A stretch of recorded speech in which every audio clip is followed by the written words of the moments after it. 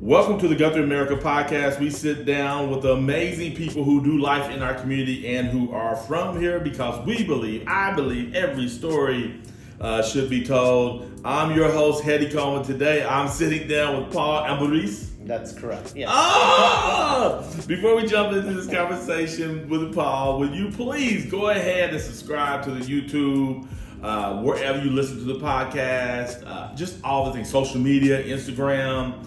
Paul, what's your Instagram? Where should people follow you at? Instagram is the Grand Old Barbershop usually. The Grand Old Barbershop. Or Ambriz the Barber. Ambriz the Barber. Yeah. And these things will be in the descriptions, but we'd love for you to follow. Also, follow our sponsors, the people who make this happen. Kevin Kraft over at the Great State Farm in North Church Guthrie. We're actually in the North Church Guthrie facility right now, which I so appreciate Kevin and North Church for believing in the work that we do as far as getting people's stories out there. I believe, again, stories connect us and makes us that much stronger of a community. Also, shout out to he is behind the scenes, getting pictures, making sure that we look good and we can share photos, because I don't know if you know this, I once was a major, my photography was my major in college. I really wanted to be a photographer. I was trying to learn darkroom, all of the things, produce film, all of that. It just didn't happen. I have what is it, ADHD, where you just keep jumping from the one thing. I think so. Yeah, so many majors and then end up getting general studies. So anyway, I really love photography. I really appreciate the art form. But Paul, what's going on, man? Oh man, I don't know. You don't know? Let's There's a lot of things together that are going on. A lot of things happening. Life, yes. right? Life in general. Yeah. Tell me this. I always like to ask this question.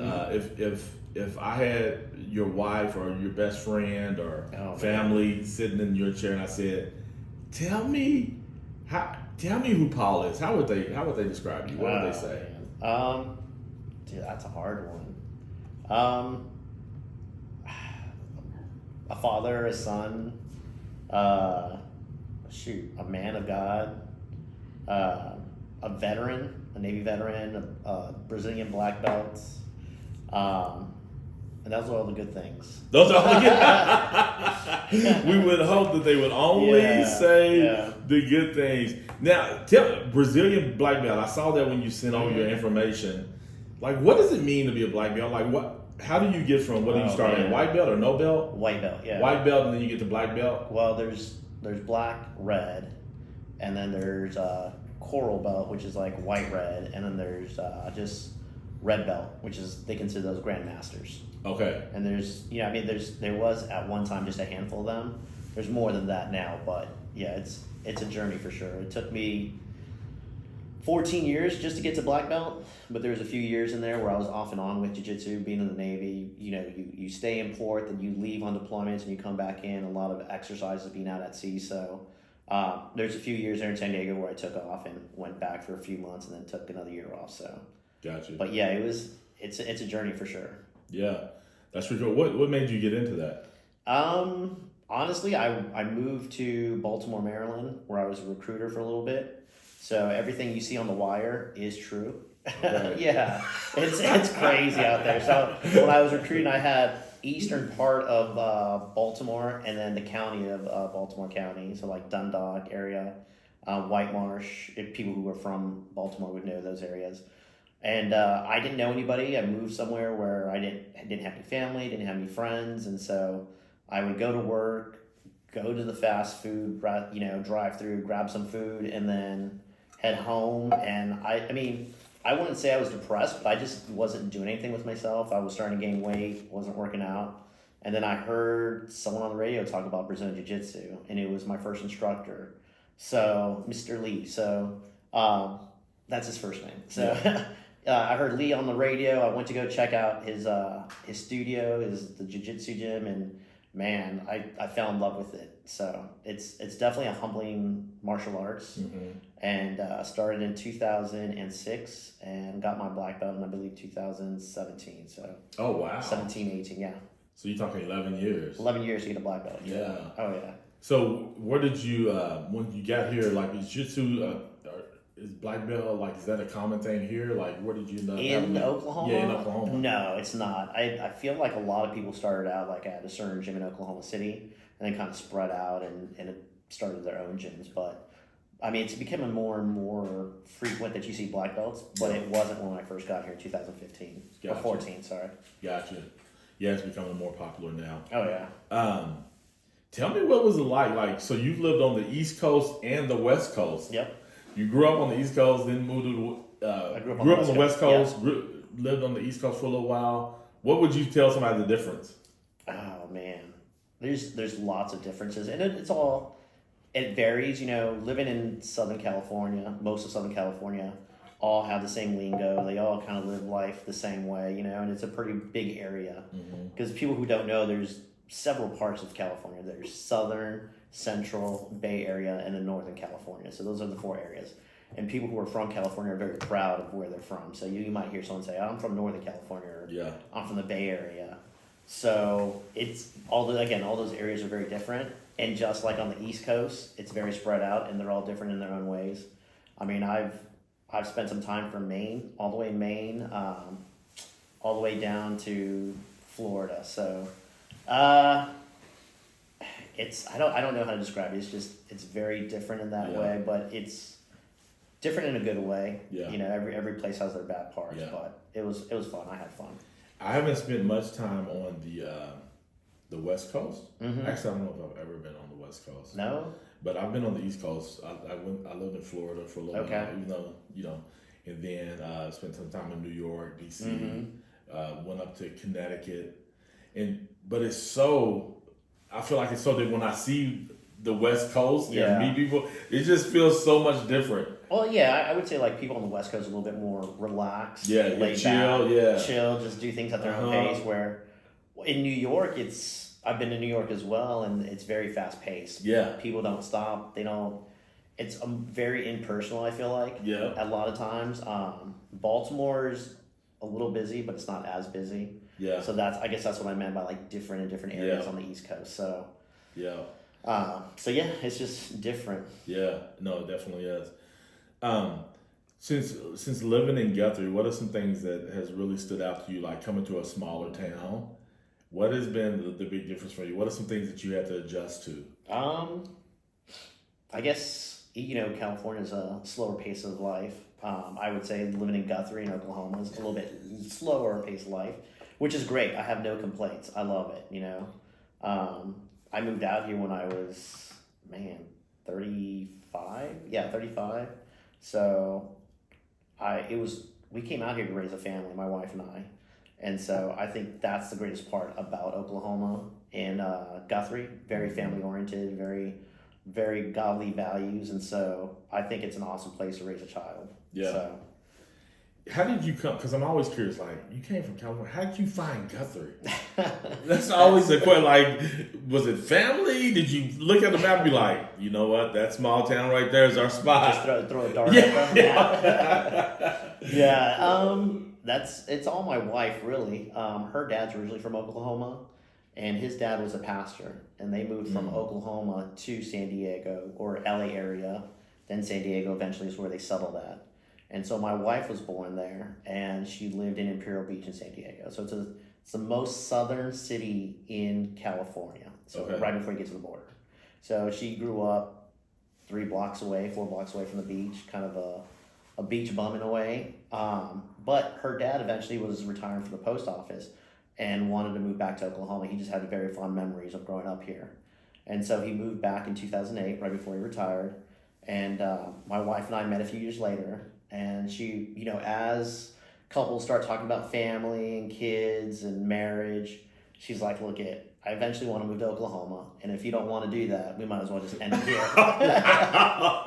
And it wasn't that harsh, but I got the logistics of it. Yes, right? I get you. I was, you know, I knew she was the one. So I was like, I'm down. Let's do it. You know, whatever. If we need to move to Oklahoma, we're going to move to Oklahoma. And me being in the military at the time, it was no big deal for me to just pick up and move. Yeah. So I was on board 110%. So that's cool. Tell us how y'all met. Can you tell that story? Yeah, we it's kind of funny because we were we met at a CrossFit gym, and we were working out, pretty regularly. And she was dating someone, and I was dating someone else, and we stopped dating those people, and we eventually just started talking and realized that we had a lot of stuff in common and a lot of things that we didn't have in common as well. But we enjoyed each other's company, and so I asked her out on a date. It was a day date, so all we did was like get a 6-pack of beer, went down to Balboa Park in San Diego, and we just people watched and drank beer. And we would make up stories about people like, what do you think about that person? And be like, oh, that person's probably doing this or that. They're here for this. And so it was just fun. And being able to talk to someone and connect to someone on that level was pretty unique. So I think, I hate to say it, but I think at that moment I knew, that like she was the one. Like I could spend my life with this person. So oh wow, yeah, on that first day. The first day, it was just something about it. Oh yeah, it was just something about it. I felt like we connected. I don't know about her, but I know I did. I'm gonna have her on one day at some point. Everybody, every story told. Oh yeah. So was she in education at that time? She was, yes. She was a teacher at high school, San Isidro High School, which is the closest high school to the border in California. Yeah. So a lot of our students were coming over from Tijuana over to San Diego. A lot of them were born in the U.S., but they lived in TJ because it was cheaper to rent and house there and then come over the border. So, okay. Yeah. Oh, wow. Oh, yeah. And California's expensive to live in. But I never think about people living that close where you live in Mexico and then come back over. They do it all the time, yeah. Was it that much cheaper? Do you know?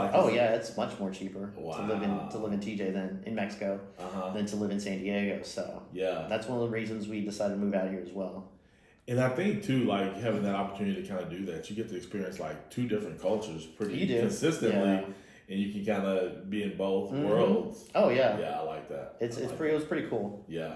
We just got back from Chicago Wednesday, and one of the things I just appreciate different like how different cities are run and the different experiences. Like Chicago from New York to other big cities. Like it was so different, but I just really enjoyed it. I enjoyed that. I love seeing the history of cities. Yeah, because you can really understand the culture of the city depending on the era that the city became a major city, or how they all melted together as one culture from different cultures, For sure, yeah. So I love history so much, so I look at that a lot.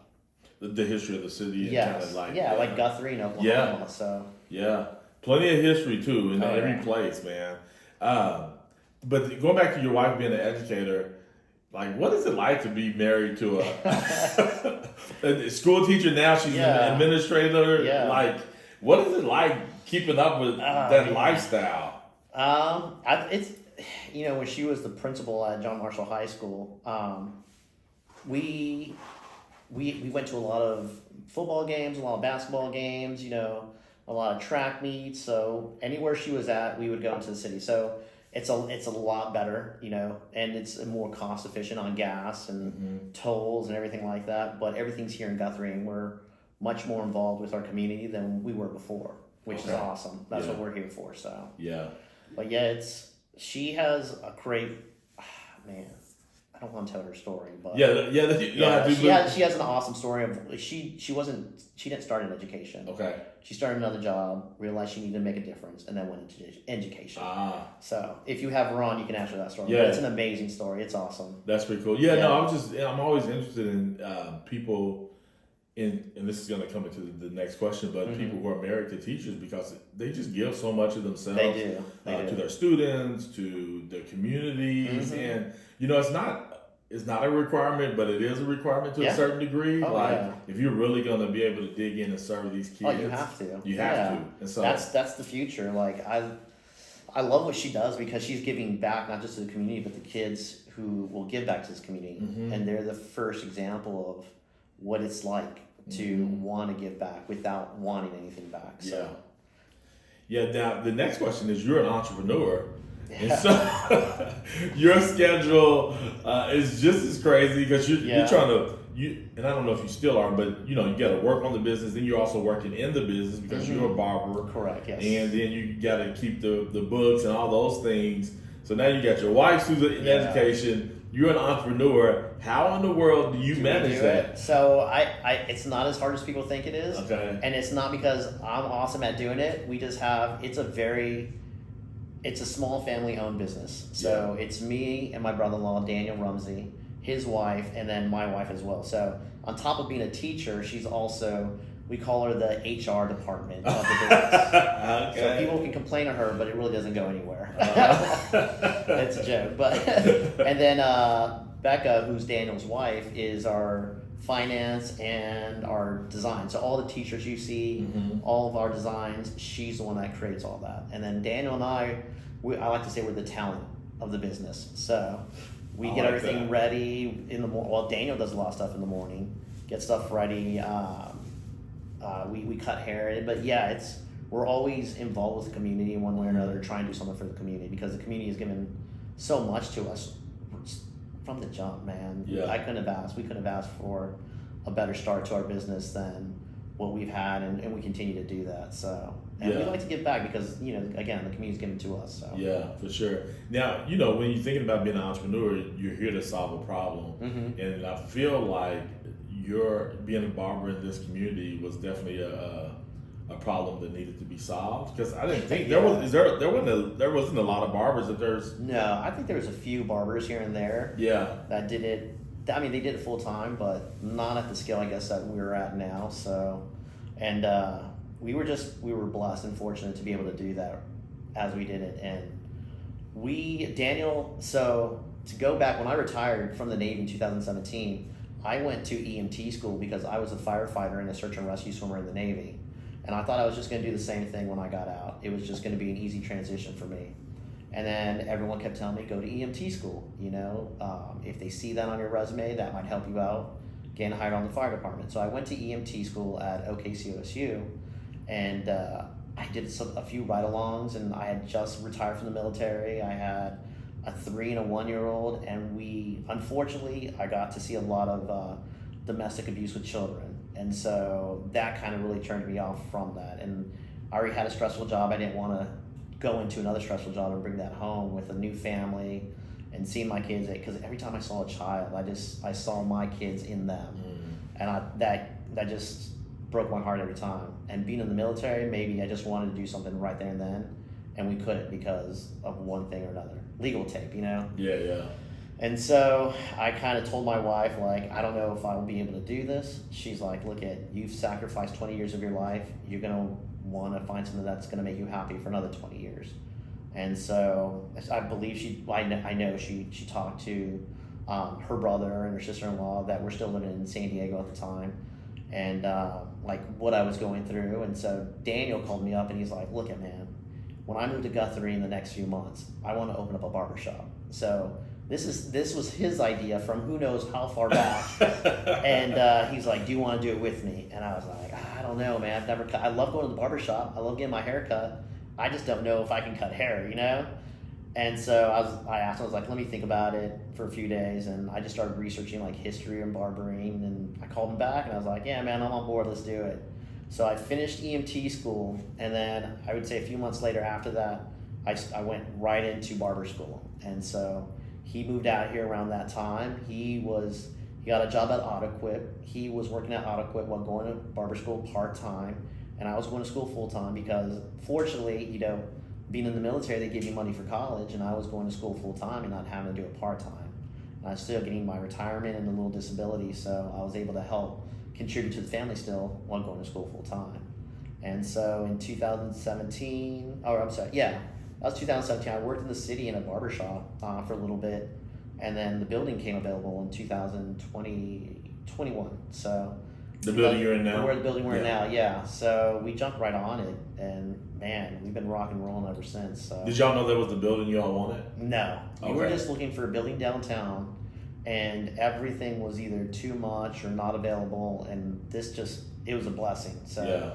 I think God was like, hey, this is where you guys are going to be at, and so we went full force into it. So y'all did a great job with the space too. Appreciate it. Thanks. It's beautiful. I really appreciate when people come in and renovate the buildings and make them gorgeous, because they're gorgeous already. But oh yeah, they're when you beautiful. just touch them up and oh yeah. do what you need to. And we didn't do too much inside. I mean, we gave a fresh coat of paint a few places, but that's it. The floors, we decorated it is what it is. Yeah, and so I think the decor in there, the vibe. You made it. It's feel eclectic. vibey. It's a little old school, new school. Yeah. It's eclectic, and I think it fits everyone's vibe when they come in. They feel it. So. Do you have 2 chairs or 3? In the barbershop? Yeah.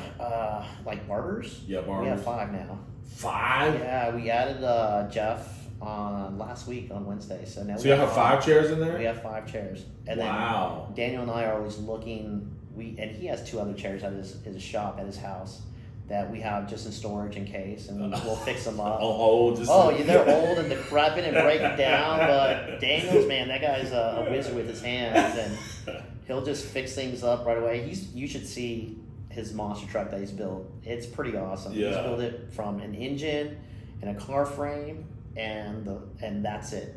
Yeah. And it's a pretty awesome thing. But we'll find them online, whatever venue, and we'll fix the chairs. Yeah. We'll buy it for like $150 and then fix them up. And so, but we like to keep a little bit of that patina on there just to make it look a little old school. So get a little character. What's the hardest part about being a barber? Like when it comes to cutting people's heads? Man, I would say the first time people come in, you're trying to understand like where the divots are on their heads and their scars and everything. Oh, so wow. You take a little bit more time trying to figure all that out. And then the more people come to you more frequently, the more you get to learn, and so you kind of figure out their head. So I guess just be, the client being patient with the barber and learning their head. So I don't know if I've ever heard a barber say that. Like, really? Do you communicate that to them? Like, hey, this is your first time as a barber. I got to learn their head. How do you communicate that to them? Well, we tried to. So people want haircuts. Yeah. And they'll show you a picture, which is awesome because they say a picture's 1,000 words, right?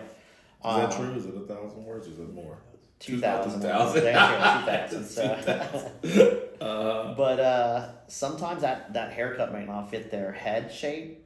Believe it or not, there's about 8 different head shapes, and on top of that, everyone's head's not perfectly, structured. There's like I have dents. I got one of those. And so you have to kind of explain to them like this. We can get this haircut, this style, but it's not going to look exactly like this.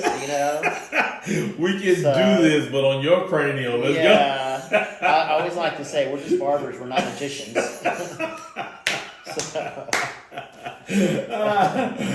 good. Yeah. Do people take?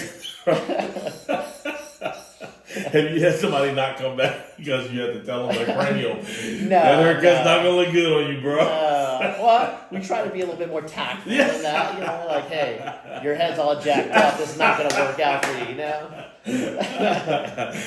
that's good. That's good. Yeah. That's probably. And I'm horrible with having hard conversations. So you gotta learn to do it. Yeah, and be tactful. For sure. We're a little tactful. In the barbershop, there's 5 of us and 3 of us are veterans. So, it gets a little crazy in there sometimes. So, you almost feel like you're back in the military. But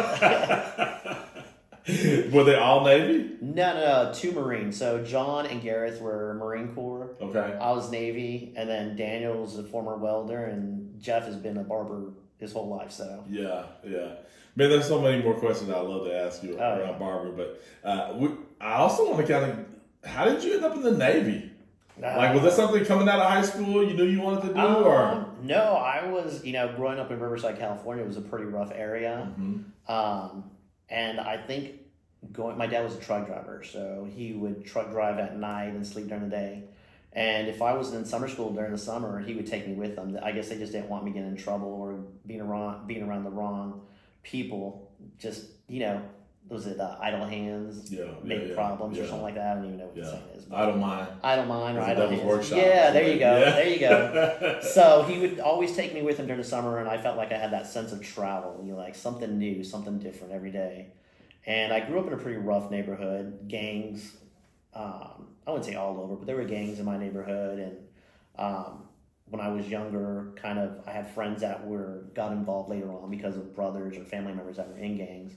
And I knew I just wanted to get out of there one way or another and do something better. And school was not my jam. And I had no interest in joining the military at all. And a recruiter called me, and he's like, "Hey, let's set up an appointment." Not to interrupt. When did he call you? Like, Oh, high I was in that school? house high school. It was spring break, April. So 1997, April. And I was still in high school, and I was taking care of my sisters at home. And they called me, and they're like, "Hey, let's set up an appointment. We got a name from a friend of yours." I don't remember who that friend is. I'm still trying to figure that out to this day. And I want to thank him because it was probably one of the greatest decisions of my life. At the time, I did not realize that. And so we set an appointment. I had no intention in going to that appointment. I'll be honest with you. I was a teenager. I didn't want to do military. And they called me up the next day, and they're like, "Hey, you missed our appointment yesterday." And I told them, "Yeah, I was taking care of my sisters. I was getting a lot of BS." And so they're like, "Well, we're right down the street." I'm sure they were calling me from the paper. They're like, "We're going to be at your house in a few minutes." I was like, okay, yeah. And so they showed up. They were talking to me, and there's two recruiters, and one of them's talking to me about pay and benefits and all this other stuff and money for education after when I get out, and then is going in one ear and out the other. And the second recruiter kind of like noticed that I wasn't attentive at any of that. And so he brings out this folder, and we call it like travel binders. And there's just pictures of every place he's been to. The Opera House in Australia. I mean, every monument you could think of. He went to Egypt and saw the pyramids, you know? And then he opened up to the middle, and it was him on a beach with a beer in each hand and a girl under each arm. And I was like, yes, that's exactly what I wanted to do. That's the picture. That's the picture. And I thought that stuff was really cool too, but that's what I wanted to do. You know, and again, you got a perspective. I was young in high school, so I wanted to be on a beach with a beer in each hand and a girl under each arm. And so I was like, yes, where do I sign? And so a week later, I was down at the MEPS processing center. That's where they do all your paperwork and physical and stuff to make sure you're mentally, physically in shape to go to the military. And so I was there a week later, and I joined, and I left the end of the year, December. I left to boot camp to Great Lakes, Illinois in December. I'd always seen snow because Big Bear. We would go up to Big Bear from Riverside. Seen snow on the ground, never seen it fall out of the sky. So the first time I'd seen snow fall out of the sky was in Chicago or Great Lakes. So yeah, it was awesome. I was outside. Well, I wasn't outside. I was looking through the window outside, watching all the snow fall down. Thought it was beautiful. Went to bed because it was dark. It was night, and at about 2:00 in the morning, someone's waking me up, and they're like, "Hey, it's your turn to shovel." And I'm like, "Shovel what?" They're like, "Snow." So I was like, "I don't even know how to shovel snow." So I learned real quickly how to shovel snow that day or that night. So wow. Yeah. And did you expect it? Because you were in 20 years. How long were you in? Yeah, I was in 20 years. 20 years, 2 months. 2 weeks, 2 hours, and 22 seconds, but no one's counting. Did you think that you would be in there that long? Like, I didn't. When you went in, yeah. Did you think like this is gonna become a career, or were you just? No, not at all. I don't think anyone joins thinking it's. I guess some kids do, but that wasn't me at all. I was thinking I'm gonna go in, I'm gonna do firefighting, and then get out and be a firefighter. And my first duty station was Annapolis, Maryland, at the Naval Academy. And all I did was work on outboard engines, didn't travel anywhere.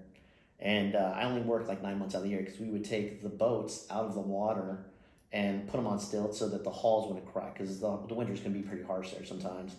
And so I had done 3 years there, hadn't gone anywhere. And the reason I joined the Navy was to travel.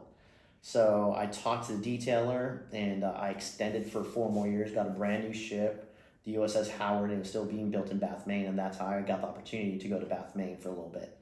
And we sailed that sucker from Maine all the way to San Diego through the Panama Canal, hit a lot of cool ports. And at that point, I was in for about 7 years, going on 8 years. And I just loved what I was doing. Single, no kids, traveling the world. I'd done a deployment or 2 at that point. And I told myself at 8-year mark, I was like, well, if I'm going to do 4 more years, it's going to put me at 12. I might as well do 20 if I'm going to be at 12. Like, why get out, you know? And then that's at 8 years is when I started seeing all the benefits and all the things that I could do afterwards that the military could give me. So, yeah. So not right away, but at the 8-year mark, I would say. Yeah, and you're like almost halfway there. Yeah, at that point you're halfway there. Yeah, I might as well keep going. Oh yeah. Now, what's even more amazing, I'm listening to you tell these stories. I'm like, this man's been all around the world, and he still picked Guthrie. Like, out of all the places that he went to, he still came to GuthrieAmerica to raise his family, which is really cool. It's awesome. I mean, again, like you said, I've traveled all over the world. I've seen so many different parts of the United States. And I think I wasn't grateful when I was a teenager when I joined the military, right? Of like how lucky we are to be born in the United States, you know, and the opportunities that we have to do better for ourselves. Yeah. Because we could start here, but we could also end up here, you know?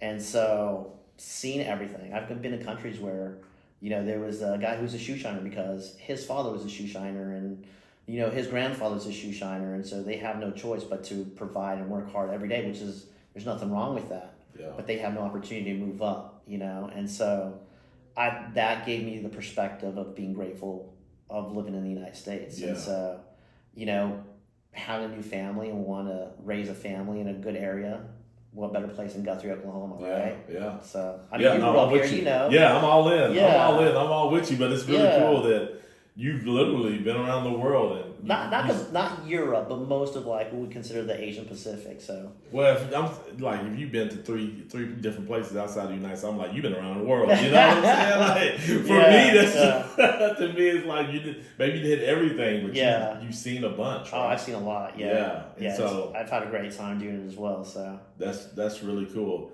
Now you're in the Navy. Mm-hmm. You're a sailor. Tattoos. I see you got a couple of tattoos. Yeah. Tell me about your first tattoo. How did you end up getting a tattoo? Man. Was it something that you always wanted? Can you tell that story? Yeah, so it's actually a pretty funny story. So, oh man, where's it at? I don't even know. It's on this arm, and it's a tribal tattoo. Yeah. I don't know if you guys can see it. Yeah. And people always say, well, you didn't go all the way around because it doesn't connect. I was like, yeah, that was like an extra $20 or something like that. And so I didn't want to pay the extra $20. I was still in high school, by the way. Oh, okay. I was 18, so I turned 18 in December, my senior year of high school. And so one of the first things I wanted to do was get a tattoo. And I just thought they were cool, you know, at that point. Again, being young and dumb. Yeah. So I went to the tattoo artist, got a tattoo. Supposedly it's a Blackfoot Native American tattoo, and this little pinky right here is part Native American because my great grandfather was a Blackfoot Indian. So I don't bring it up all the time because it was so long ago. Yeah. I don't know the history, so I don't like to bring it up as often. But I wanted something that represented him, and that's what I got. My parents they're just like, God made you the way you are, and that's the way he wanted to keep you, you know? And so they weren't happy with They weren't happy, and so... How did they find that? Like, oh, man, that's a great story. Because you have it underneath your shirt. So were you doing it to hide it? Yes. So, okay. They didn't know I had it. It had been a few months, and in California, we have Six Flags. And so me and my friends went to Six Flags during I forgot when we went to it. Oh, it was during the summer. So I got it in December or January, and I had it that whole time, and my parents didn't find out till like close to summer or at summer, beginning of summer. And so what was that? Almost 6 months. And so at that point in time, you can take pictures when you first walk into Six Flags, and they put in that little see-through thing. Remember those? Yes. You look through it, and you can see like the pictures. Well, I had it, and I left my keys in the living room, and my mom's like, she looked through that little thing. I had a tank top because I thought I was swole, even though I was like 130 pounds, if that. And she sees this tattoo on me, and she's looking closer into it as she tells the story. She told me. And all I hear, I'm in my room, and all I hear is Paul Arthur Ambriz. And when she says my middle name, I know I'm in trouble. So I'm like, oh crap, what did I do? I'm going through the Rolodex in my head of everything I've done in the past 6 months. Because the last thing you're thinking is this, she saw my tattoo. Exactly. So I'm walking from the back room, the furthest room in the house, to the living room. And she's like, do you have something to tell me? And I was like, not that I know of. She's like, lift up your sleeve. And at that point, I'm like, crap. she knows I have a tattoo. So I lift up this one, and she's like, no, the other one. And she's like, what? She starts leaning into me. Oh my goodness. Yeah, it was a pretty. I look back on it now, and me and her talk about it, and we laugh about it. Yeah, for sure. But yeah, Over time. So that was my first tattoo, and I mean I have several different tattoos. I have a rooster and pig on the top of my feet. Oh my goodness! Yeah. Did that hurt? No, it wasn't bad at all actually. Oh man, it feels like I don't have a tattoo, Mm-hmm. but I mean, just it feels like the skin and the bone of the foot. Like, that was probably one of my easiest tattoos. Okay. Those are old Navy tattoos. When sailors were on wood boats, they carried pigs and roosters and wood crates.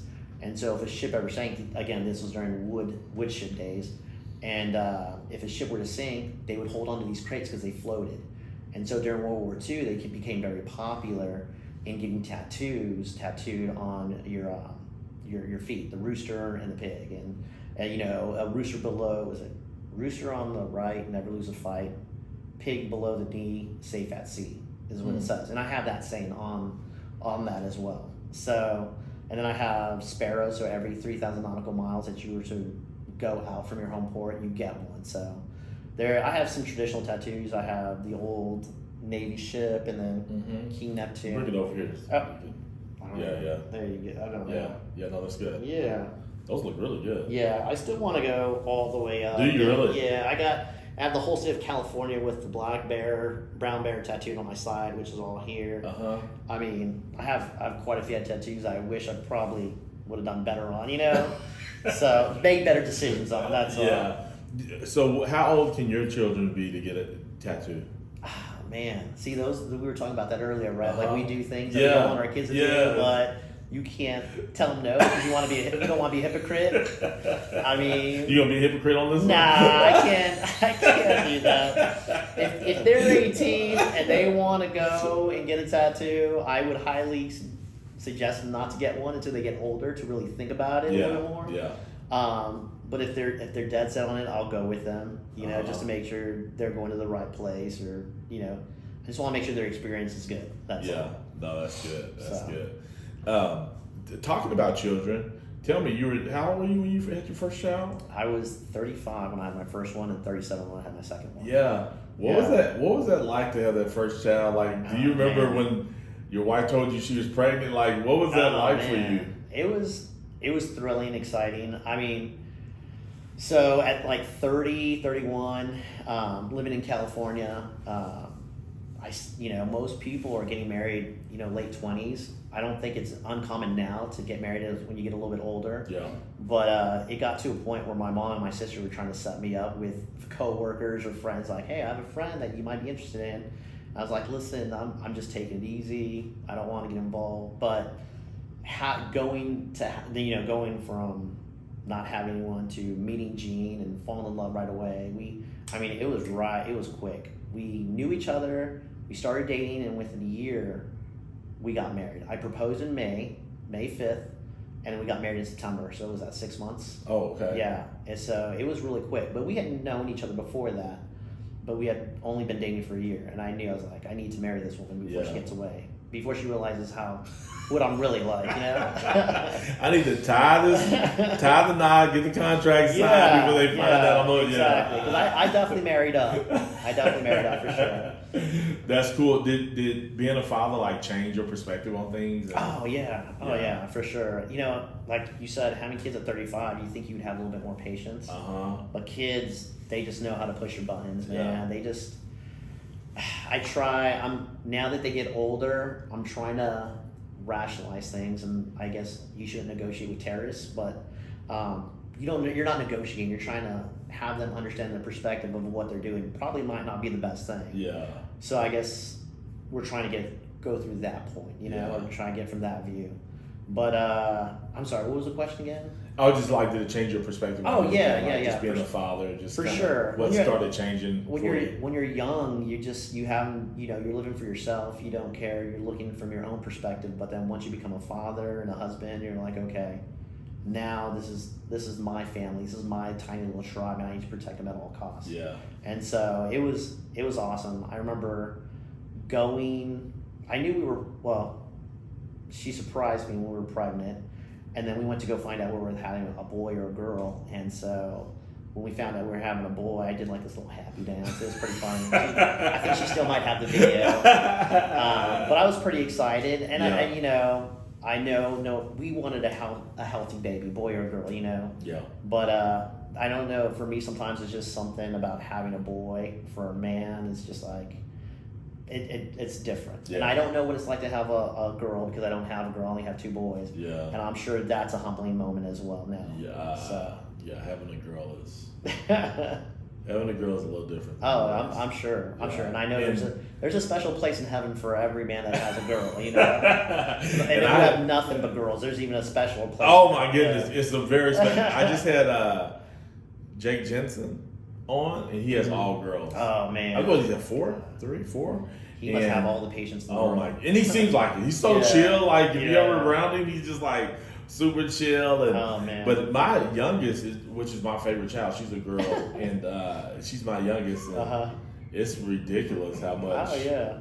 It's like it's not even right. Like you don't have any control over how you do. Yeah, you're just like, oh, okay, you want this? Okay, here you go. Yeah, and the boys know. So I think that just comes the male role model along with the dad. Like you have to set that strict line, right? Because you want them to be good men and people to the world around them. So.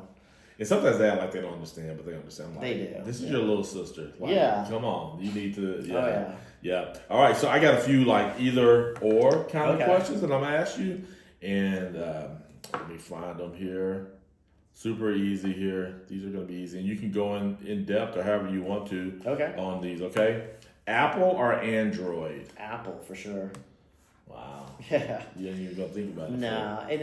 I've had a bad experience with Android. That's why. Oh man, what was the bad experience with Android? When Android first came out, a lot of their apps didn't, talk to each other, and it corrupted my phone twice. Oh. And I get new phones, and so I was done with them. How long ago was that? Oh, that was a long time ago.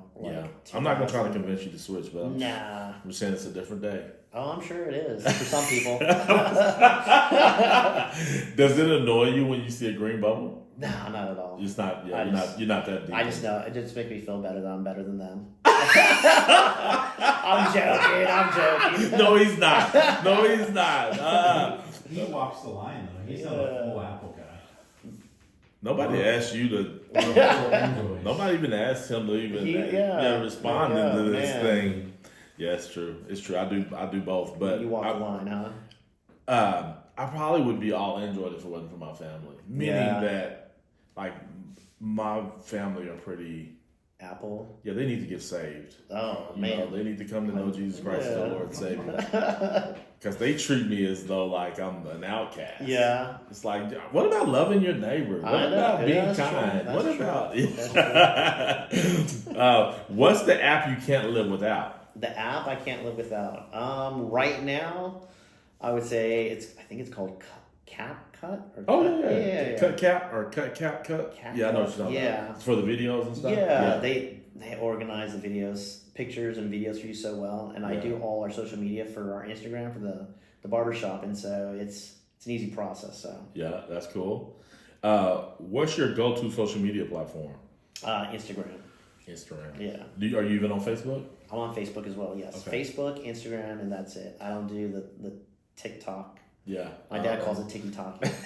But TikTok. You do TikTok? Yeah. It's funny, but I get the opportunity to go speak to people sometimes, and I recently, in one of the ways, especially when it's high school students, one of the ways I kind of like icebreaker, whatever, I have them stand up based on which app they've used the last 24 hours. Like, if you use Facebook the last 24 hours, please stand up. So you interacting with the kids, what's their social media? That's what I'm saying. Like, I thought, like, if you were young, like under 21 for sure, like maybe Facebook is definitely not an app. No, it's not. But I was so surprised, like this last time, this is a room of maybe 70 high school students. Like, I would say 95% of them stood up and said they used Facebook in the last 24. And I was like, what are y'all doing on Facebook with your grandmas or something? Yeah. And they were like, Facebook Market. Like, I guess I'm like, what are you buying? Yeah, no, yeah, you can find some great stuff Yeah, on Facebook yeah. Market. But But I think yeah. like Generation X and baby boomers use a lot of Facebook. Yes. Because Yeah. I'm the tail end of Generation X. Yeah. But yeah, I think we use a lot of Facebook. Yeah. But yes, and I was surprised too. Like Instagram was probably the number one for them, and Snapchat just hadn't been where Snapchat used to be like. Number one. Yeah, Yeah. I'm surprised TikTok isn't number one for them. Yeah, no, TikTok. Yeah. I mean, there was a few that stood up, but Facebook probably had the most. I was really surprised. That's impressive. Yeah, I was really surprised. Do you have a book you most suggest to others Oh man. outside of the Bible? Outside the Bible. So I hate to say this, but I don't read a lot. Oh, okay. But I do audibles. Okay, yeah. Yeah, That's so what people call reading now. yeah. So I have a subscription to Audibles, and it's coming up in May, which I'm excited for because the subscription I have, you can only have so many, I guess, credits per year, and I used them all like 4 months ago. So I can't say I read, but I listened to about 12 or 13 books in like 8 months. Oh wow. Yeah. Do one of them stand out to you? I really love. I don't like listening to fiction. Okay. It doesn't interest me. Yeah. I want knowledge. Yeah. And so saying that, I listen to a lot of like biographies or history and facts of what happened, and mostly American history. The one that really stands out to me, I would say, is the rise of Theodore Roosevelt. Okay. And Empire of the Summer Moon. Okay. Not to be confused with Empire of the Flower Moon. Okay. So, Empire of the Summer Moon it's an amazing book. The way it's written, it's very story told, but like biography wise, and so many facts behind it. And it talks a little bit about Oklahoma and Texas. So that's why I really like that one. The Rise of Theodore Roosevelt was from when he was a child to when he got the letter that he was the new president of the United States. Oh, wow. And like everything that he went through, it's pretty amazing. Yeah. So it's pretty cool stuff. Cool. Last person that made you smile or laugh? My wife. Yeah. Best dating advice Best dating advice. you give? Be patient and, don't nitpick on the little things, Like someone once told me, they gave me some marital advice, and I say this to people who are dating as well, like, don't worry about if your significant other squeezes the toothpaste like a mongoloid, just, full on in the middle or rolls it up. Yeah. Like that's the most minute thing to argue about, But people argue about it. Yeah. Like, don't argue about the little things. Yeah. And just have fun. Yeah. That's good. And always have God in your life. So Yeah. I think that's important. That is extremely important in a relationship. For me, that I would agree with you. What's a moment you'd go back to and relive if you could? Man, this sounds kind of selfish, but I had an opportunity to buy a condo in San Diego, which is now like a very happening hip area in San Diego. And I just think of I probably would pay. So a condo, 2-bedroom, 1 bathroom in a fairly decent area back then was, check this out, $280,000. And that was back in like 2008. Okay. Yeah. Now the thing probably would have sold for like $800,000 and it's a condo. That's crazy. Yeah. That's the one thing I probably would have went back. Yeah. Everything else, It's all right. Everything else was meant to be is the way I look at it, Call or text? I don't know. I do both a lot. Yeah. All right. Especially with my wife, because she'll send me pictures. I'm like, okay, so it's a red label, a blue label, but if it's this label, is that okay? So I need specific details. Okay. What's one superpower you wish you had? Oh man, superpower? I wish I would have. Well, I say this now because more patience, I guess. Oh. And my wife would probably describe me as having. So my wife, when we first started dating Gene, she said he is the most calm, relaxed person until we had kids. And she's like, she said she never heard me raise my voice, yell, or anything. And she's like, then we had kids, and they got a little bit older. She's like, that was the first time I ever heard you yell or scream. And so I wish I had a little bit more patience. Okay. Beach or mountains? That's all. Oh man, I love going to the beach, but I don't like eating or drinking at the beach because I always feel like there's grainy sand in my sandwich. Yeah. And, I don't know. Probably beach. Probably. Yeah. Okay. If I really had to pick. Somebody that you would have dinner with, Oh man. if you could, who's that person? Someone I could have dinner with. Dead or alive? Dead or alive? Man, I would say Theodore Roosevelt. Okay. Yeah. I'm a huge admirer of what he's done for this country and how he went about it. So. If you could change one thing about the world, what would it be? One thing about the world? Oh, man. Understanding, patience? Yeah. That's two things, I know. Understanding, patience, okay. Yeah. What brings you the most joy in life? Oh, my family, of course. Yeah. Yeah, that's without a doubt. Yeah. I love going home and seeing my kids. They're like at the perfect age. They're 9 and 8. They're playing sports. They're not too rebellious quite yet. And I know, like, I've talked to, being in the barbershop, you listen to a lot of stories. And I know that boys always push the limit, Mm-hmm. They always test the dad to see who's alpha of the household. Yeah. And so they're still at that point where they can do things on their own. They can wipe their own butt, Yeah. But it's fun to see them grow up, and seeing how their personalities are really coming into play right now. Mm-hmm. And just seeing them, having loving on my wife, like that brings me the greatest joy. So That's cool. That's really cool. One of the hashtags that we use sometimes around here in GuthrieAmerica is community wins. What does that mean to you? Community wins. Oh man, that means so many different things, especially in Guthrie. Yeah. Because traveling around the world, you see so many different things, but Guthrie's unique in that way. Mm-hmm. And then also being in the barbershop and hearing all these stories, it makes it even more unique. Hearing the whole stories. Yeah. And for example, like Baker's Bridge, you jump off of Baker's Bridge, but only on the south side, never Yeah. the north I was side. gonna say. Yeah. So, but I mean, community wins it takes a tribe, right, to raise a child. Yeah. And I think we're doing that right in Guthrie. Yeah. Is it perfect? Nothing's ever perfect, but we strive to do better every day. Yeah. But as a community, we can strive to do better for our future. Yeah. And I think that's what it means by community wins, because Guthrie's the first capital. How many cities started out that are no longer here? Mm-hmm. And Guthrie's still here. It's still a monument. It's still a point. It's still a place where people come and see the history of Guthrie, good, bad, and ugly, but it's still thriving because of the community that put forth the effort to make it what it is today. So, and we continue to do better. So that's good. I can't wait to see the next 5 years. Yeah, that's good. What does choose Guthrie? Choosing Guthrie, man, again, that's a whole lot. Yeah. But I mean, it's choosing to be with family. Choosing to be around the people that you want to be involved with in the community to try to make this place better. Yeah. So. That's good. Thank you so much for that. Yes, sir. Thank you for your time today. Yeah, thank you for having me. Yeah, this is fun. It was a lot of fun. Time goes by so fast. We're almost at like an hour. Really? And so it's like, That's there's awesome. so much more than we can. We went all over the place, too. It was like here and there. And yeah. I look at Joe Rogan, like he has 3-hour podcast episodes, and you're like, how did you get to 3? But it's so easy. Once you start talking. Yeah. The crazy thing is he talks to his his guests like 20 minutes beforehand, and then they just start recording out of nowhere. So yeah. Oh, is that how they do it? Yeah, that's how they do it. Yeah, just to get you have to get the juice, the fluids going with talk and everything. So that's cool. Well, 2 things. I love to give people red balloons. Okay. And the red balloons just to say I see you, and so I'm gonna give you a red balloon. I appreciate that. You can Thank give you. that to somebody.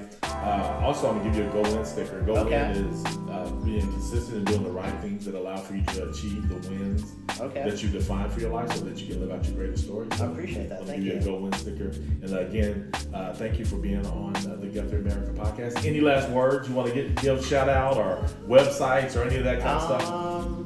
You can, if you're interested in getting a haircut or beard trim, shave, you can see us at the Grand Old Barbershop. GrandOldBarbershopWebsite.com.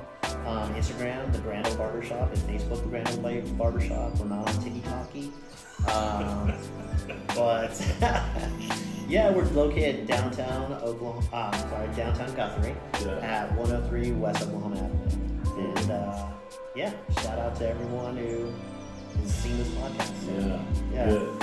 Hey, ladies and gentlemen, thank you again for hitting that play button for another episode of the Guthrie America podcast. Ladies and gentlemen, I am on a mission to have every story told in question with yours